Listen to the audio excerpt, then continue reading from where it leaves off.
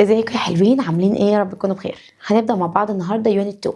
يونت 2 عندي بيكلمني على الابلكيشن والانرجي وحاجات قديمه قوي احنا خدناها قبل كده، بس طبعا لازم هنحط فيها حاجات جديده، يعني اكيد مش هتاخد كله قديم. يعني يونت 2 عامه غالبا هيكلمني على درس اسمه بوتنشال انرجي ودرس اسمه كاينيتيك انرجي، والاثنين دول احنا خدناهم قبل كده. طب يا مستغم، هل هم بس هنتكلم على دول بس؟ قال لك لا طبعا، لازم هتاخد فيهم جواهم تفاصيل. وبس ما تقلوش، بجد درس لطيف وجميل. هو اليونت ده كله فيزيكس، يعني هيبقى فيه قوانين واسئله وهنقعد نطبق عليها، مش عايزه زهق وملل، بس اوعدكم ان شاء الله هيبقى جميل. بس طبعا محتاجه ان احنا يبقى معانا البي دي اف جنبنا، عشان يبقى فيه اسئله في النص لازم بنحلها سوا. فانت بتوقف الفيديو وتحل، وبعدين ترجع تشوف الاجابه تانية. غير طبعا البي دي اف بتاع الواجب لازم هينزل، وانت لازم هتذاكره. اتفقنا يا شباب؟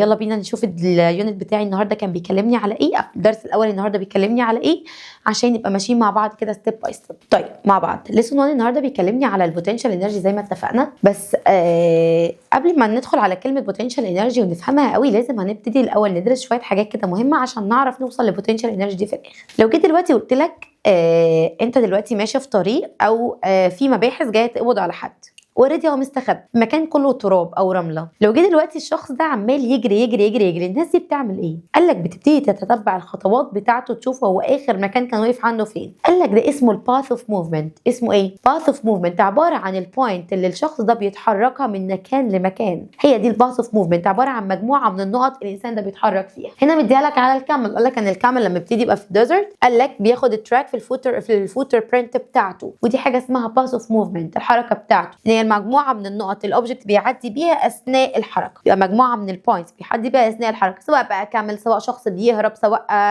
قرد، سواء نسناس، وات ايفر، اي حد يعني. المهم دي اسمها باث اوف موفمنت. قال لك طيب عشان ادرس الباث اوف موفمنت دي كويس، لازم ادرس حاجه اسمها ديسبيسمنت وديستانس. يعني ايه؟ مش فاهم الكلام ده بقى، جديد على وداني. ديستانس انا عارفها يا مس نغم، مسافه، بس ايه ديسبيسمنت دي؟ بالراحه بقى. دلوقتي لو جيت دلوقتي قلت لك احنا عندنا شارع من هنا لهنا، انا لو مشيت الشارع ده هوصل للمكان اللي انا عايزاه على طول، بس انا زهقانه قوي ومحتاجه اتمشى، حاسه اني عايزه اتمشى كده واخد هدنه كده، وانا عايزه اتمشي عشان انا عارف ان لو مشيت في الشارع ده هقابل صاحبي. قال لك فببتدي امشي من الشارع ده وادخل الشارع اللي جنبيه، وبعدين اطلع منه وهتلاقيني وصلت للنقطه اللي انا عايزها. صح يا مس نغم؟ ايوه صح، ما انا في الاخر وصلت، ماليش دعوه، المهم اني وصلت. قال لك بالظبط، قال لك دي حاجه اسمها ديستانس. حاجه اسمها ايه؟ ديستانس. التوتال لينس او التوتال ستريت لينس التوتال لينس اللي الشخص ده بياخدها from the start to the end، من البدايه للنهايه، ماليش دعوه هو مشي فين او راح فين. الطول كله او المسافه كلها اللي اتحركها دي هي دي الديستانس. تمام كده؟ طب لو هو كان اختصر الطريق ووفر على دماغه، ووفر في الوقت ومشي من هنا لهنا على طول، ايوه مستغرب، كان اختصر الطريق وكان روح بيتهم على طول. بالظبط كده. قال لك ده اسمه الديسبيسمنت. ده اسمه ايه؟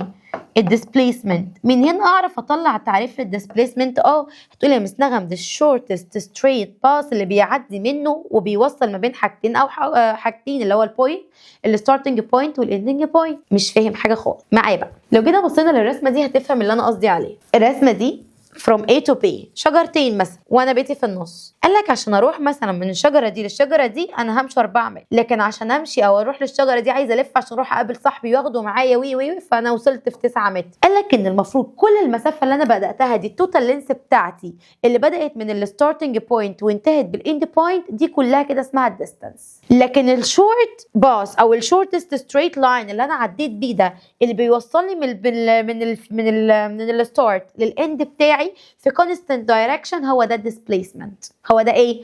الديسبيسمنت. يبقى ناخدها كده على قاعده، الديسبيسمنت دي اقصر مسافه انا بتحركها، المسافه اللي هاخدها اسهل على طول، اللي هو دايركت كده. لكن الديستانس لا، ده انا المشاوير اللي انا بقعد اقضيها في النص. تمام كده؟ يبقى الديستانس دي رمزها دي، وخليك عارف ان الديستانس رمزها دي عشان احنا هنشتغل بالرموز. طب والديسبيسمنت رمزها اس، ما نتلخبطش. الديسبيسمنت فيها الديسبيسمنت طويله فهتاخد الرمز اس، لكن الديستانس قصيره فهتاخد الرمز دي. انا طبعا ده هري ما بيننا، بهري بس عشان تعرف تعلق الفرق ما بينهم. يبقى الديستانس رمزها دي والديسبيسمنت رمزها اس. الديستانس اللي انا عارفها القديمه رمزها دي، واللي انا عارفها الجديده رمزها اس. تمام كده؟ طيب المفروض ان انا الاثنين لما كنت بقول لك عليهم مسافه، صح؟ وبقول لك عليهم straight line او length طول. قال لك ان الاثنين لما اجي اقيسهم بيونت بقيسهم الاثنين بالمتر او بالكيلومتر. يبقى الديستانس او كيلو او السنتيمتر عادي، يبقى الديستانس او الديسبيسمنت بتتقاس بالمتر او الكيلومتر او السنتيمتر. والتحويلات دي خليك عارفها انها مهمه قوي قوي قوي قوي. يبقى تاني عشان احول من شكل عشان اقيس الديسبيسمنت او الديستانس، الاثنين بيتقاسوا بالميجرنج يونت بتاعتهم المتر او الكيلومتر او السنتيمتر. طب انا دلوقتي اديتها لك بالسنتيمتر وعايزاها بالكيلومتر، خليك عارف ان الكيلومتر بيساوي 1000 متر، الكيلومتر بيساوي 1000 متر، وال1 متر بيساوي 100 سنتيمتر. تمام كده؟ يبقى انا عندي الكيلومتر عشان احوله لمتر بيبقى بيساوي 1000 متر 1000 متر. طب المتر فيه كام سنتيمتر؟ 100. قال لك طيب خليك قاعده عشان ما تتلخبطش بين الضرب والقسمه. الكبير عشان يروح للصغير، الكبير هو الكبير صح، فبيضرب الصغير. الكبير عشان يروح للصغير بيضربه، الكبير عشان يروح للصغير بايه؟ بيضربه. انا بضربك عشان اروح لك، انا مش طايقك اصلا. طب والصغير عشان يروح للكبير، عشان يجي بقى يرد الضربه للكبير، هل هيعرف يردها له كده؟ لا، لازم بيقسمه. يعني ايه بيوقعه كده؟ انا مش عارفه اللي انا بقوله ده، بس يعني عشان نفتكرها مع بعض. يبقى تاني، الكبير عشان يروح للصغير، الكيلومتر عشان يروح للمتر ده اصغر مني فانا بضربه يبقى بيضرب، والمتر عشان يرجع للكيلومتر تاني عايز يوصل له صح، فبيوقعه فبيقسمه. تمام كده؟ هنفهمها دلوقتي. يبقى الكيلومتر عشان احوله للمتر والمتر عشان احوله للسنتيمتر بعمل ايه؟ قال لي عشان احول من الكيلومتر للمتر هضرب ولا هقسم؟ ده من الكبير للصغير يبقى هضرب، يبقى بعمل ملتبلاي في 1000. طيب المتر عايز احوله للسنتيمتر، برضو ان الكبير للصغير، من الكبير للصغير يعني هضرب ولا هقسم؟ لا هضرب، يبقى برضو هضرب في 100. تمام كده؟ طيب انا دلوقتي خلاص الصغير اهو عايزه اروح للكبير، والله لا ارد عليك. طب السنتيمتر بقى عشان يروح للمتر ده الصغير ولا الكبير؟ لا الصغير بيروح للكبير. طب هيعرف يوصل له غير لما يقسمه؟ لا، فلازم هنعمل ديفايدد كام؟ 100. يبقى السنتيمتر عشان يروح المتر بعمل ديفايدد على 100. طب المتر عشان يروح للكيلومتر بعمل ديفايدد كام؟ 1000. تمام كده؟ يبقى الكبير عشان يروح للصغير بيضرب في الرقم بتاعه، الكيلومتر عشان يروح للمتر بضرب في 1000. طب المتر عشان يروح للسنتيمتر بضرب في 100. طب السنتيمتر عشان يرجع للمتر بعمل ديفيجن على 100. طب المتر عشان يروح للكيلومتر بعمل ديفيجن على 1000. تمام كده؟ ال1 متر بيساوي 100 سنتيمتر وال1 كيلومتر بيساوي 1000 متر. التغييرات دي مهمه جدا يا شباب. ممكن يجي يقول لك 5، هو تقول لي يا مس نغم دي ماس ماليش فيه، ده فيزياء والفيزياء كلها ماس. ال5 كيلومتر ايكوال في بيساوي كام متر؟ تقول لي يا مس نغم الكيلومتر عشان اروح المتر بضرب في كام؟ في 1000.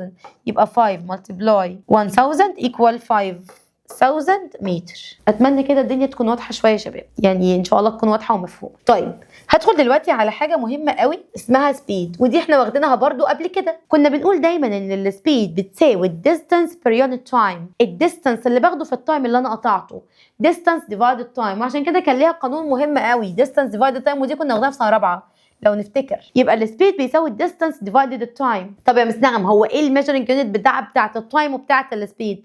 احنا اتفقنا ان التايم بقيسه بايه؟ بسكند او اور. يبقى انا عندي التايم بيتقاس بالسكند او الاور. طب السبيد بقى قال لي السبيد بقيسها بايه؟ المفروض ان انا عندي الديستانس ديفايدد تايم، يبقى اما هقول كنا بنقول الصغير مع الصغير والكبير مع الكبير، يا اما كنت بقيسها بالكيلومتر بير اور او المتر بير سكند. يبقى انا عندي السبيد الميجرنج يونت بتاعتي يا اما كيلومتر بير اور يا اما متر بير سكند. تمام كده؟ وادي المثلثات دي يا شباب مهمه قوي، هتعرفني ازاي لو انا عايزه الديستانس، عشان ممكن يجي يقول لك عايز السبيد او عايز التايم او عايز الديستانس. هو كده بيعرفك انت امتى تجيب كل دول، ومن غير ده كله بدماغك. لو احنا عندنا شاطرين في الرياضه او في الماس هيبقى انا عندي السبيد السبيد سوري في الفي بيساوي الدي ديفايدد مين؟ التايم. صح ولا مش صح؟ يبقى انت دلوقتي عندك لو انا دلوقتي عايزه الديستانس هضرب دي في دي، يبقى الدي بيساوي الفي في التي. طب انا عايزه دي هبدل، يبقى التي بيساوي دي ديفايدد الفي، وهكذا بالعقل على طول من غير ما اقعد احفظ بقى مثلثات والحاجات دي.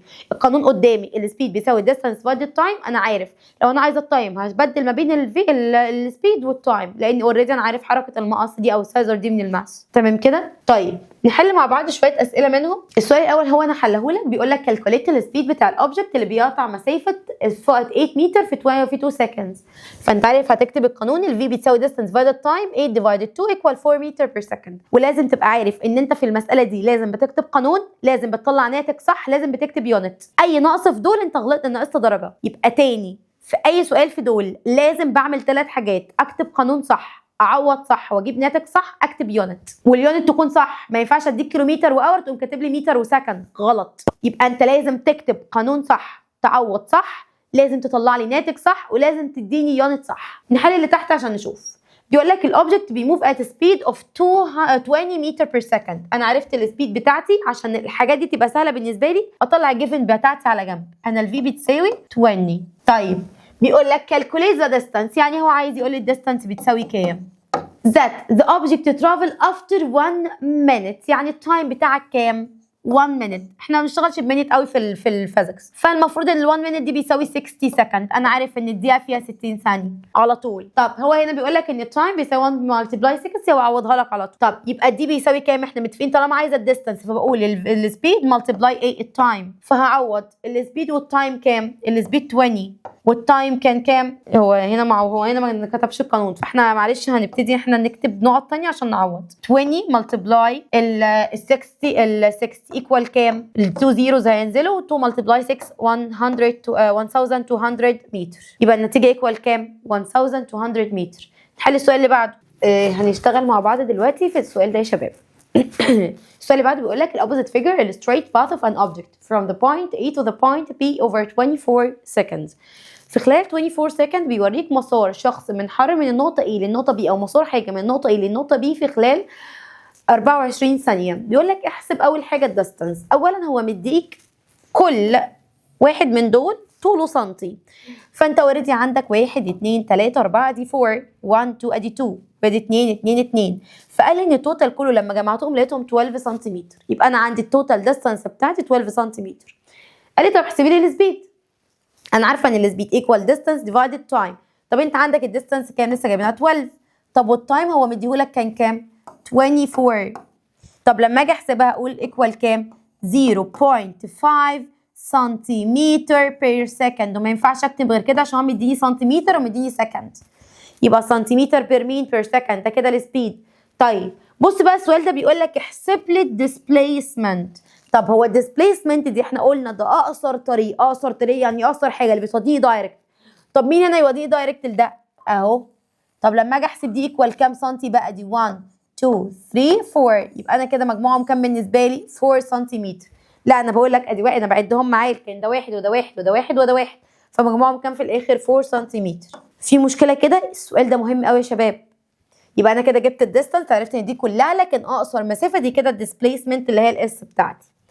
طيب ركز معايا برضو في دي سؤال تاني. بيقول لك الشكل اللي قدامك ده بيمثل لك الباس، الحركه بتاعه الاوبجكت بيمشي مسافه ايكوال كام؟ هو مشي من A ووصل لحد دي. طب يبقى 30 متر 60 متر، ودي طبعا لان ده لو كده كملته كده هيبقى عباره عن ريكتانجل، فده هيبقى ايه؟ هيبقى 30 سنتيمتر وده 60 سنتيمتر سوري متر. فلما اجي احسب التوتال ديستانس الاوبجكت موف ديستانس ايكوال كام؟ ادي 30 و30 60 و60 120. لكن بيقول لك الديسبيسمنت بقى، على فكره السؤال ده ناقص، هو لازم يقول لك الديسبيسمنت بتاعته او هو مشي من اي نقطه لاي نقطه. انا اعتبرت ان هو مشي لحد النقطه دي اخر مسافه وصل مشيها، يبقى كده هو فعلا 120 متر. طب الديسبيسمنت اقصر مسافه اللي هي الحركه اللي على طول هيتحركها دي، هجيبها منين؟ احنا قلنا ده زي ده في المقاس، يبقى ايكوال 60 متر. طيب السؤال اللي بعده بيقول لك في الopposite figure represent a person move from point A to point F من A ل F in time 3 seconds. عايزك تحسب الديستانس اللي traveled by the person. المسافة دي كلها هنقول 7 plus 2 plus 4 plus 3 plus 3 equal كام؟ ادي 6 و4 10 plus 12 plus 7 يبقى 19. هجمعهم كلهم ايكوال 19 متر. طيب الديسبيسمنت اقصر مسافه. بس نغمه انا دي صعبه قوي ان انا اعمل دي كده على طول واعرف اجيبها. طيب بالراحه، هنعمل ده كده بقى مربع، وده كده عباره عن ريكتانجل مستطيل. طيب احنا واخدين في المربع ان كل الاكسس بتاعته قد بعض، كل اضلاع قد بعض، فبقى ده ب3 وبقى ده ب3. طيب وده الريكتانجل احنا قلنا برده كله قد بعضه، فبقى ده ب2 بكل سهوله. كمل بكل بساطه، كمل كده بدماغك، دي ماس، الفيزياء ماس، لازم نبقى عارفين في الماس كويس. انا كده كملت ده خلاص بقى كده مربع، كملت ده بقى مستطيل بالنسبه لي. فلما اجي احسب هو بيقول لك عايزك الديسبيسمنت اقصر مسافه اهي يا سيدي، اقصر مسافه من اف ل A اهي، هجمعها 3 بلس 2 equal 5 متر بكل بساطه. طب بيقول لك عايز السبيد بتاعت الاوبجكت، السبيد بتاعت الاوبجكت احنا كاتبين ان السبيد ايكوال الديستانس ديفايدد مين؟ التايم، اللي هي ايكوال كام السبيد كلها احنا جايبينها 19 ديفايدد التايم اللي هي كام 3 ايكوال كام 6.2 مثلا، هيبقى 18 6.3 متر بير سكند، متر بير سكند اهو. طيب الشكل اللي بعده بيقول لك the opposite figure illustrate the path taken by an object from point A to point D، من A ل D. calculate the total distance، هو عايزك تحسب التوتال distance. طيب هو عايزك تحسب التوتال ديستانس، ده برضو ريكتانجل زي ما احنا واخدين، فالمفروض ان احنا هنكمل برضو نفس الاسئله اللي احنا حلناها ورا، فانا مش هعيد وازيد فيه لان هي نفس الفكره، فيعني نحله مع بعض وهي نفس الفكره يا شباب. طيب بيقول لك what is the impact of exceeding the permitted speed limited by vehicles، ايه اللي هيحصل لو انت عملت سرعه اكتر على vehicles، هنا بمعنى مركبه يعني عربيه موتوسيكل اي حاجه بتتركب. بيقول لك ان ده يحصل increasing للرود accident، هيزود لي مين؟ هيزود لي نسبه الحوادث اللي بتحصل في الشارع. هدخل دلوقتي على حاجه مهمه قوي وهي الورك. هو يعني ايه ورك؟ قال لي الورك ده مستخدم يعني الشغل. يعني ايه شغل؟ كنت واخد الورك ده في سنه رابعه، بنقول ان ده الفورس اللي بتاكت اون ان اوبجكت اند cause الاوبجكت تو موف ا ديستانس، الفورس اللي بتاثر على الاوبجكت وبتخليه يتحرك مسافه في نفس اتجاه القوه. في نفس اتجاه مين؟ القوه. دي كنا واخدينها زمان، هي نفس اللي هناخدها دلوقتي. كنا بنقول ان الورك دي عباره عن ايه؟ عباره عن الورك ده عباره عن الفورس اللي اكت اون اوبجكت and cause the object to move a distance. الموف a distance دي فين؟ في نفس اتجاه القوة، يعني أنا بزقه كده يبقى هو بيتحرك كده، بزقه لفوق يبقى هو بيتحرك لفوق. طب لو هو ما اتحركش يبقى ما عملش work. طب لو هو اتحرك في عكس الاتجاه بتاعه يبقى برده ما عملش work. هنفهم دلوقتي. هنا بيقول لك لو جيت قلت لك المفروض البنوتة دي بتأثر على الفورس على البوكس ده كده صح؟ يبقى الفورس في الاتجاه ده. طب الحركه في الاتجاه ده. قال لي معنى ان الفورس كده والحركه كده يبقى هي عملت ورك. هي عملت. عشان طيب نفس الكلام البنت دي بترفع حاجه من فوق لتحت، انا دلوقتي برفع القلم ده من كده من تحت ادي برفعه لفوق، الفورس اللي انا اثرت عليه كده صح؟ طب والحركه بتاعته كانت كده ولا كده؟ لا كانت لفوق. معنى كده ان الحركه مع نفس اتجاه الفورس فكده عمل ورك. فلما اقول لك هو ليه عمل ورك هتقول لي because the direction of the force affect in the same direction of the motion. طيب دلوقتي البنوته الحلوه الجميله دي قاعده على الارض، انا واقفه على الارض اهو. الجاذبيه شداني صح؟ هل انا بتحرك ناحيتها؟ لا مفيش حركه، انا ثابته اصلا. يبقى لما اجي اقول لك الفورس لتحت لكن في حركه، لا مفيش، يبقى انا عملت ورك؟ لا ما عملتش، عشان الاوبجكت اصلا في حاله ستيت، في حاله ثابته. طيب هنا انا دلوقتي شايله القلم ده وماشيه كده، انا شايله القلم وهو ماشيه كده، مشيت الناحيه الثانيه اهو. هل القلم انا مأثره عليه بقوه فين؟ بقوه لفوق ولا لتحت ولا لقدام؟ لا بقوه لفوق، انا هنا رافعاه. طيب المفروض الجاذبيه مأثره عليه بقوه لتحت، يبقى المفروض القوه اللي مأثره على القلم ده قوتي ولا قوه الجاذبيه دلوقتي؟ لا انا مجرد ان انا حاطاه في حاله سكون. طب مين اللي مأثر عليه؟ الجاذبيه مأثره عليه لتحت. طب هو ثابت بينزل لتحت ولا بيتحرك معاه لقدام؟ لا بيتحرك معاه لقدام. يبقى انت عندك هنا الورك اللي حصل، الفورس اللي حصلت في نفس اتجاه الحركه، لا يبقى انت كده برده ما عملتش ورك. طب لما اقول لك ليه ما عملتش ورك هتقول لي عشان الدايركشن بتاع الفورس افكت بيربنديكولار للدايركشن اوف ذا موشن، مش في نفس الاتجاه، مش في نفس الاتجاه. يبقى لازم عشان اقول ان في ورك حصل ان الفورس اللي بتاثر على الاوبجكت تخليه يتحرك مسافه في the same direction of the force، في نفس اتجاه القوه اهو. يبقى the amount of energy occurred move an object through a certain displacement in the same direction of the force which act on it، تخليه يتحرك مسافه بنفس اتجاه القوه اللي انا مأثره عليه بيها. طب ايه قانون الورك ده؟ احنا متفقين ان انا عندي فورس ومسافه صح؟ سوري وديسبيسمنت. يبقى انت عندك الورك ايكوال الديسبيسمنت ملتبلاي الفورس، يبقى انت عندك الديسبيسمنت ملتبلاي الفورس. يبقى لما اقول لك الورك، ايه الرول بتاع الورك؟ الورك ايكوال الفورس ملتبلاي ديسبيسمنت، اقصر مسافه هو عملها. يبقى الورك، طب ايه الميجرنج يونت بتاعت الورك يا مس نغم؟ الجول، حاجه اسمها جول، ده تبعا للعالم. طيب فورس دي كنا بنقول الفورس دي تبع عالم اسمه ايه؟ نيوتن، كنت بقيسها بنيوتن. طيب الديسبيسمنت دي الرمز بتاعها اس، كنت بشتغل بيها بايه؟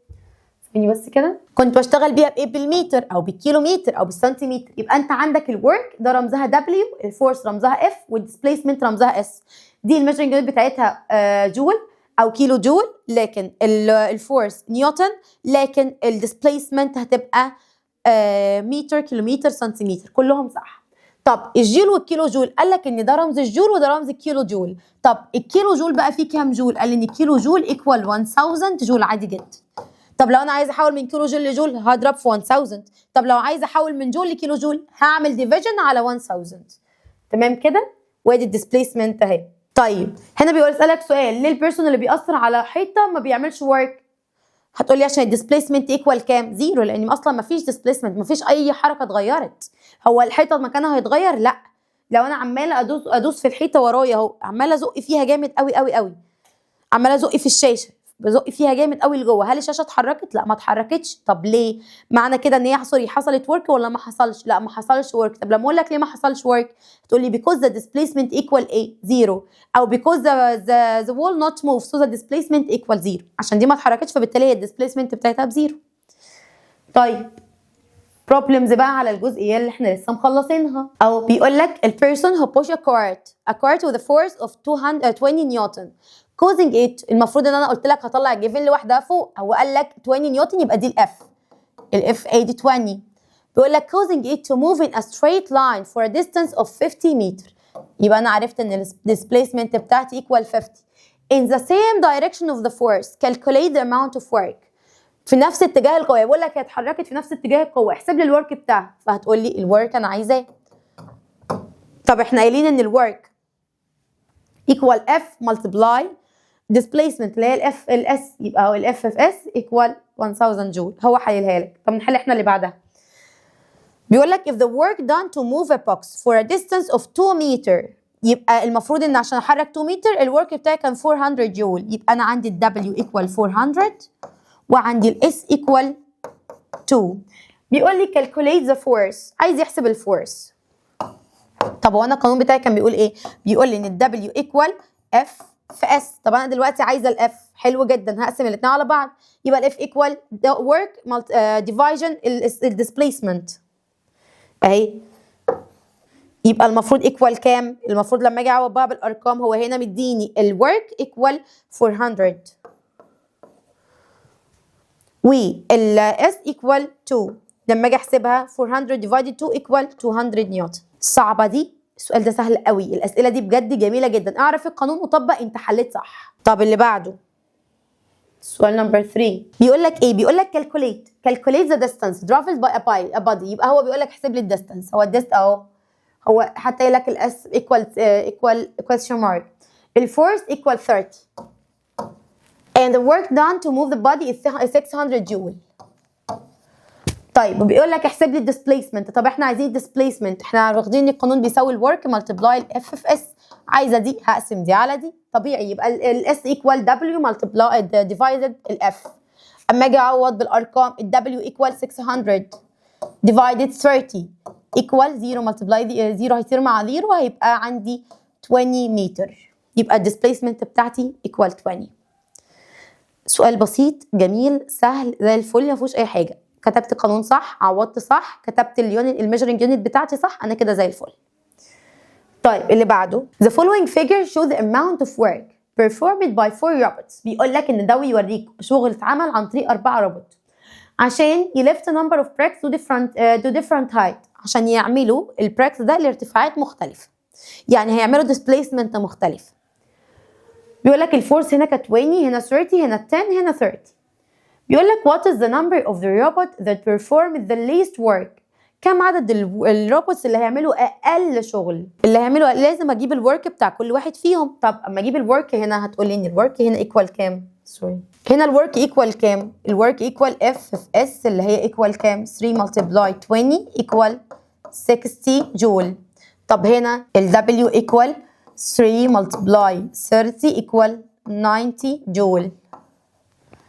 طب هنا 2 ملتبلاي 10 ايكوال اللي هي المفروض 2 ملتبلاي 10 ايكوال 20 جول.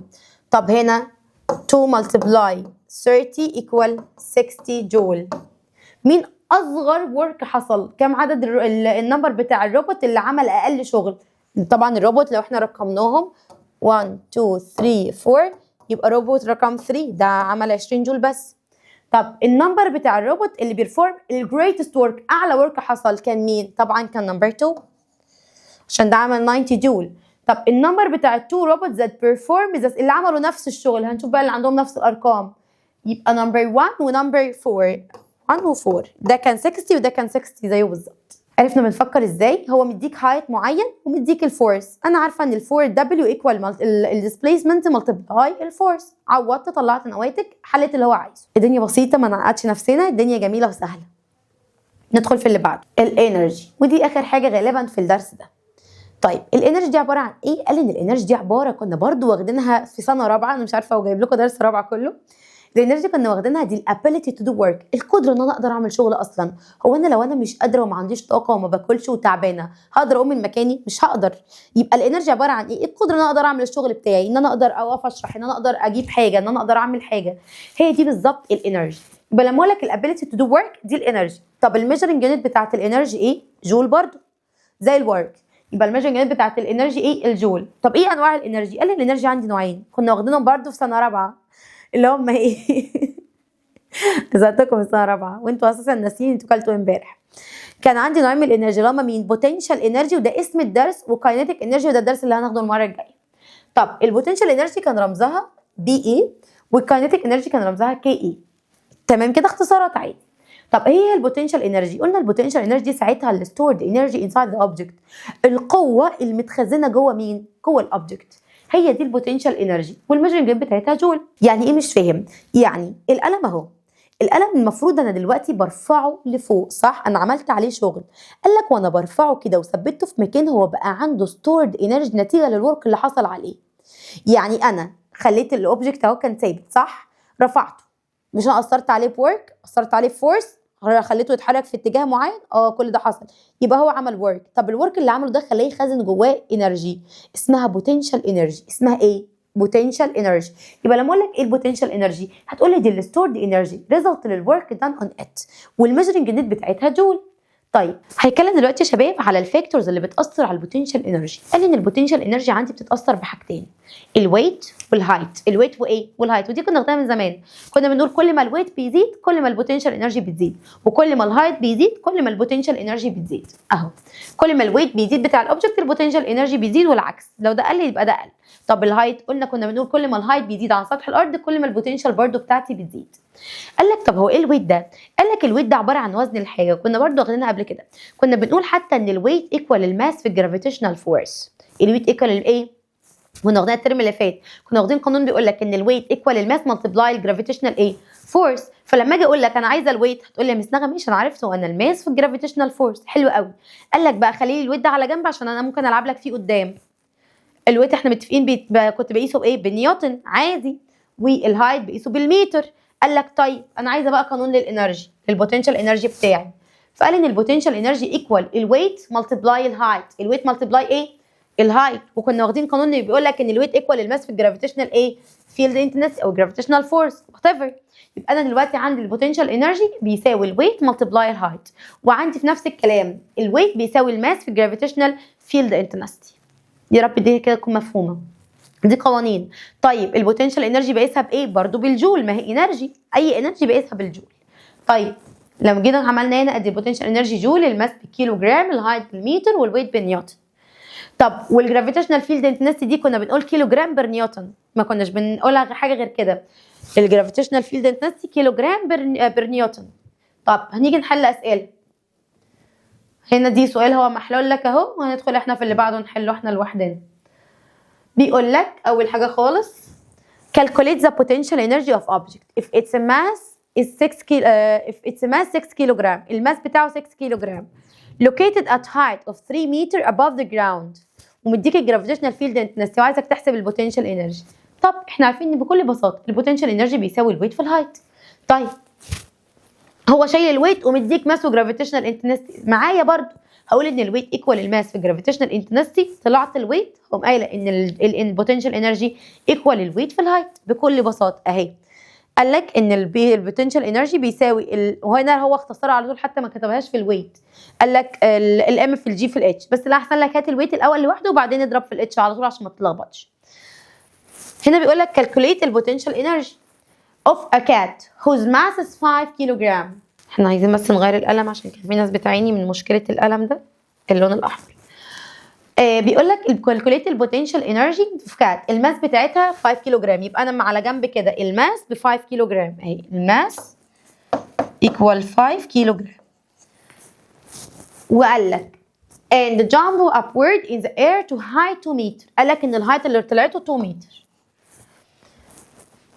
والجرافيتيشنال فيلد الانتنسيتي بتاعتها 10 نيوتن بير كيلو جرام، الجي ايكوال 10 نيوتن، هو مديها لي.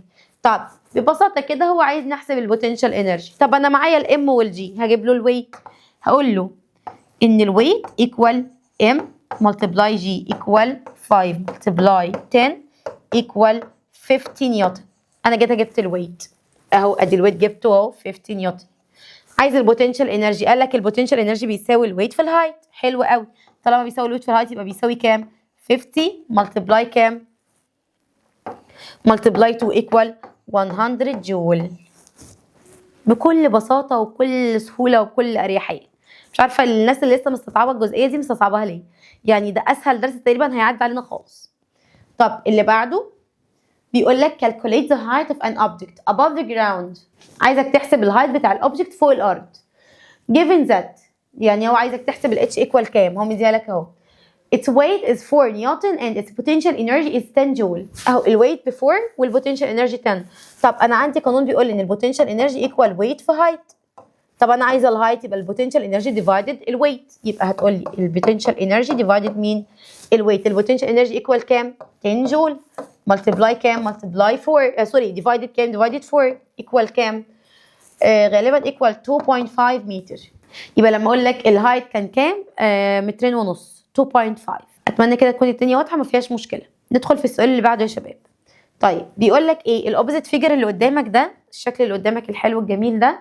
نكمل السؤال. بيقول لك في الاوبوزيت فيجر اللي قدامك عندك 3 ايدنتيكال سوليد بول، عندك 3 كور زي بعض بالظبط. dropped from 3 different height، وقعوا من 3 ارتفاعات مختلفه. creating different hole في السند، عملوا برضو اماكن مختلفه في السند. بيقول لك ايه نوع الانرجي اللي متخزنه في كل واحده فيهم؟ اكيد طالما قال لك stored energy يبقى انا ما عنديش غير stored energy واحده خدتها اللي هي مين؟ potential energy. البوتنشال انرجي. حلو الكلام. ندخل في السؤال اللي بعده. بيقول لك which pole creates the smallest hole in the sand. ووضح اني واحده في دول هتعمل اسمه ايه ده، فتحه صغيره قوي في الرمله. وليه؟ المفروض ان انا معايا ارتفاعات مختلفه، صح ولا مش صح؟ معايا ارتفاعات مختلفه. كل ما الارتفاع زاد كل ما البوتنشال انرجي بتاعته زادت، فلما يقع اوريدي هيبتدي يبقى طاقه متخزنه جوه اكبر، فهيعمل عمق اكبر في الكوره. اوريدي دلوقتي لما اجي اقول لك انا عندي مين عنده اقصى هايت؟ عندي رقم بي طبعا عندها اقصى هايت، يبقى دي عندها اقصى بوتنشال انرجي. طب اللي بعديها هتبقى سي، طب اللي بعديها هتبقى ايه؟ يبقى لما اقول لك مين عمل اصغر هول، مين عمل هول صغيره قوي، طبعا هتبقى ايه. ليه ايه؟ تقول لي عشان هي عندها لس بوتنشال انرجي، عندها اقل بوتنشال انرجي. طيب بيقول لك what is the mean to buy the potential energy of an object equal 20 جول. معنى ايه؟ يعني ايه potential energy عندها 20 جول؟ المفروض هتكتب لي التعريف. لما اقول لك what is the mean to buy الحاجه دي، تكتب لي تعريف الحاجه وتكتب جنبيها الرقم. يبقى لما اقول لك يعني ايه potential energy الاوبجكت بتاعها equal 20 جول، هتقول لي that's mean، ده معناه that الانرجي stored، ان الطاقه المتخزنه inside object according to work done equal كام؟ equal 20 جول. بكل بساطه هكتب الديفينيشن بتاعي، هلزق فيه على طول الرقم. تمام كده. يبقى لما اقول لك يعني ايه بوتنشال انرجي، هتقولي ده معناها ان الستورد انرجي اللي حصلت بسبب الورك دان ايكوال 20 جول. كنترولينج الفاريبل، ايه الحاجات اللي بعمل لها كنترول للفاريبل بالنسبه لي المتغيره في البوتنشال انرجي؟ طيب اللي بعده بيقول لك ازاي اعمل كنترولينج للفاريبل. يعني ايه الكلام ده؟ بيقول لك one of the skill scientific research لازم يعملوها لاي scientific comparative experiment تعملوها، لازم بيبقى 3 انواع. يبقى اي تجربه لازم العلماء بيعملوها لازم بتبقى مكونه من كام حاجه؟ 3. اول حاجه عندي حاجه كنترول، حاجه ثابته. خليني اتكلم في حاجه عشان دي اول حاجه ثابته ما بتتغيرش، دي حاجه بالنسبه لهم بتبقى ثابته ما بيغيروش فيها، ما بيلعبوش في الارقام بتاعتها. طيب تاني حاجه قال لي لا، تاني حاجه دي الافكت. تاني حاجه دي الافكت بتاعها. ده الافكت ده يعني التغيير اللي بيحصل كنتيجه للاستجابه للي حصل. طب اول حاجه خالص هو مين؟ اول حاجه هو السبب. اول حاجه هو مين؟ السبب. السبب ده بيعمل ايه؟ السبب ده بيتغير اثناء التجربه. يبقى لما اجي اقول لك العلماء بيعملوا اي حاجه، قال لي بيعملوا 3 حاجات في اي تجربه عشان تبقى مظبوطه او تبقى ناجحه. اول حاجه بيبقى يعرفوا السبب، وده اللي بيتغير طول التجربه. تاني حاجه بيعرفوا التغيير، بيعتمدوا على الافكت، وده اللي بيتغير في الاستجابه بتاعته اثناء التجربه. تالت حاجه الكنترول، ده بالنسبه لي الحاجه الثابته اللي ما بتتغيرش، ودي النتيجه بتاعتها ان انا اوريدي انا غيرت دي فبثبت دي، فدي بالنسبه لي ما بتتغيرش عشان اطلع على نتيجه صح. زي ما دلوقتي ناخد مثال، مثلا هنا النبات وهنا المفروض ده ايه؟ ده التأثير بتاعي، ده الريسبونس اللي حصل، وده الكنترول، ده الحاجه اللي انا اتحكمت فيها عشان تكبر. اهو الاندبندنت فاريبل قال لك ان الاماونت اوف ووتر اللي بستخدمه عشان اعمل irrigate للبلانت. طيب الديبندنت فاريبل قال لك ان الجروث بتاع البلانت لما تسقى بالميه كل يوم. طب الكنترول عدد المرات اللي انا كنت بايه، عدد المرات ونوع السيدز اللي انا كنت بستخدمهم، والتايب اوف ذا اماونت اوف سويل والاماونت اوف لايت. ده كله، الكلام ده كله مش هيجي عليه اسئله كتير قوي، بس المفروض ان انت تبقى فاهمه، فيعني ايه اقراه كده من باب ان انت تبقى عارف المعلومه، لكن يجي عليه اسئله دايركت مش كتير، يعني ممكن يعني فين وفين على ممكن تلاقي سؤال. فعامه برضو احنا هنعرفه ونفهمه للزمن يعني. طيب الكيميكال انرجي اللي باخدها من الفود، الكيميكال انرجي بتاخدها في الفود والفيول. طبعا البوتنشال انرجي دي بتتخزن جوه جسمي في شكل كيميكال انرجي، ودي احنا واخدينها من زمان قوي. قال لك انه لما بيبتدي يتحرك بتبتدي تتحول لكاينيتيك انرجي لما الكيميكال رياكشنز بتحصل. الكلام ده واخدينه من زمان قوي، ان الفيول بيبقى جواه بوتنشال انرجي متخزن في شكل كيميكال، الاكل جواه بوتنشال انرجي متخزن في شكل كيميكال. اول ما ببتدي اتحرك او ببتدي الاوبجكت ده يتحرك، ده كله على طول بيتحول لكيميكال انرجي. طيب ايه اللي هيحصل للاوبجكت ويت از دبلد؟ الاوبجكت ويت از دبلد يعني لما الويت يزيد للضعف المفروض ان البوتنشال انرجي برضه هيزيد للضعف، لان الاثنين دايركتلي بروبورشنال مع بعض. لما يعني ايه دايركتلي بروبورشنال؟ يعني الاثنين اتجاههم طردي مع بعض، يعني ده بيزيد ده بيزيد، ده بيقل ده بيقل. يبقى قلت لك ايه اللي هيحصل لو الويت قل؟ هتقولي بالطبيعي البوتنشال انرجي هيقل. اللي هيحصل للاوبجكت height from the earth's surface level is doubled. اللي هيحصل للاوبجكت لما الهايت بتاعه بيزيد البوتنشال انرجي was doubled. اللي هيحصل للاوبجكت weight decrease to half، اكيد برضو البوتنشال انرجي will decrease to half. اللي هيحصل للاوبجكت height from the earth's surface level decrease to half، البوتنشال انرجي برضو هتقل للهاف.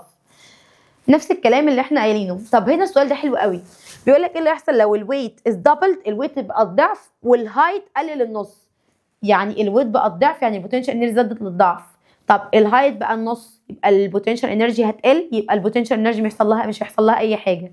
ازاي؟ هنا بيقول لك ايه؟ السؤال ده حلو قوي. هنا بيقول لك ان البوتنشال انرجي بيساوي الويت في الهايت، صح كده؟ صح. قال لك ان الويت ده زاد للضعف، يبقى البوتنشال انرجي ده هيزيد للضعف. طب والهايت ده قلل النص، طب مش لما الهايت يقل النص المفروض البوتنشال انرجي برضه هيقل للنص؟ طب هو كان زاد للضعف، لما يقل للنص هيرجع لحالته الطبيعيه، فهتقول لي ان البوتنشال انرجي نوت تشينج، مش هيحصل له اي تغيير. يبقى لازم ابقى فاهمه قوي وانا شغاله ايه الستبس اللي انا ماشيه عليها. طيب بيقول لك منشن الميجرنج يونت بتاع كل واحد من دول. الديسبيسمنت، التايم، ناخد اخر حاجه. بيقول لك منشن الميجرنج يونت، عايز الميجرنج يونت عادي جدا. طب الديسبيسمنت قلنا متر او كيلومتر. طب التايم سكند او اور. طب السبيد كيلومتر بير اور او متر بير سكند. طب الورك قلنا بالجول او بالكيلو جول. طب الفورس قلنا بالنيوتن، طبعا العلم نيوتن. طب الويت برضو بالنيوتن. طب البوتنشال انرجي برضو قلنا بالجول او بالكيلو جول. وبكده نكون خلصنا الدرس الاول معايا في يونت 2 بكل بساطه وبكل سلاسه. درس جميل ولذيذ كله قوانين بس لازم نبقى عارفينها، وهتلاقوني مجمعه لكم كل القوانين دي على المنصه بكل اريحيه. يعني هلاقوا لك مجمعين كل القوانين دي في ورقه لوحدها موجوده على المنصه. كل اللي عليك ان انت تاخدها الورقه دي تبقى سكيمه معاك، ان انت اوريدي بتذاكر منها على طول قدامك وانت بتحل كل الاسئله. انا عارفه ان هنيجي في الجزئيات دي في اسئله هتبقى ممكن غلسه معانا شويه ومش فاهمينها. اللي هتبقى مش فاهمينها دي هتلاقوها في فيديو حل الواجب، ولو لسه مش فاهمين ابعتولي وانا هشرحها لكم بكل تفاصيل. تمام كده؟ يبقى دلوقتي بالنسبه لي انا خلصت الدرس الاول واللي كان بيكلمني على الانرجي والديسبيسمنت والديستانس. فهمت يعني ايه ديستانس، وفهمت يعني ايه ديسبيسمنت، فهمت يعني ايه سبيد، فهمت يعني ايه انرجي، فهمت يعني ايه ورك، فهمت يعني ايه بوتنشال انرجي والكاينيتيك انرجي اللي هنشتغلها المره الجايه. لازم يا شباب نكون عندنا وعي كافي او عندنا تفكير على طول. طالما داخلين في جزء فيزيكس يبقى لازم نكون عندنا تفكير على طول. طول ما نغم دماغي مش فيزيكس، معلش لازم نيجي على نفسنا ونفهم الكلام كويس قوي. طول ما انت بتفهم طول ما هتعرف تحل صح. وانا معاك في اي سؤال، في اي حاجه انت عايز تفهمها انا معاك. ربنا معاكم يا رب ويوفقكم، واشوفكم الدرس الجاي عشان نكون خلصنا في يونت 2. ويا رب اشوفكم دايما فرحانين ومبسوطين يا حلوين. سلام.